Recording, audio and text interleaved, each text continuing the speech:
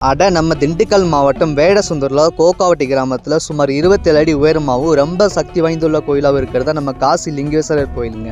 அது மட்டும் இல்லைங்க, திண்டுக்கல் மாவட்டத்தில் இவ்வளவு பெரிய ஒரு காசிலிங்க கோயில் வேற எங்கேயுமே இல்லை. காசி லிங்கேஸ்வரன் ஏன் அழைக்கப்படுதுன்னா, சாமி காசிலிருந்து கொண்டு வந்ததாகவும் லிங்க வடிவத்தில் இருக்கனால பார்த்தீங்கன்னா காசி லிங்கேஸ்வரன் அழைக்கப்படுறாங்க. லைஃப்ல உங்களுக்கு குழந்தை பாக்கியில திருமண பாக்கியம் இல்லையா, கண்டிப்பா ஒன்ஸ் இந்த கோயில் விசிட் பண்ணி பாருங்க. குறிப்பா அந்த மரத்துல தொட்டில் கட்டி மனசார வேண்டிட்டு போங்க. கண்டிப்பா பார்த்தீங்கன்னா 1 இயர்ல குழந்தை பாக்கியில திருமண பாக்கியை கண்டிப்பா அந்த காசி லிங்கேஸ்வரர் ஏற்படுத்தி கொடுப்பாரு. குறிப்பா இந்த கோயிலுக்குள்ள நீங்க போகும்போது நவகிரகங்கள், காலபைரவன், பரமேஸ்வரி அம்மன், விநாயகர், தட்சிணாமூர்த்தி இவங்களை எல்லாம் மனசார வேண்டிட்டு அதுக்கப்புறம் உள்ள போய் காசி லிங்கேஸ்வரர் மனசார வேண்டுங்க. கண்டிப்பா உங்களுக்கு குழந்தை பாக்கியில திருமண பாக்கியை ஏற்படுத்தி கொடுப்பாருங்க.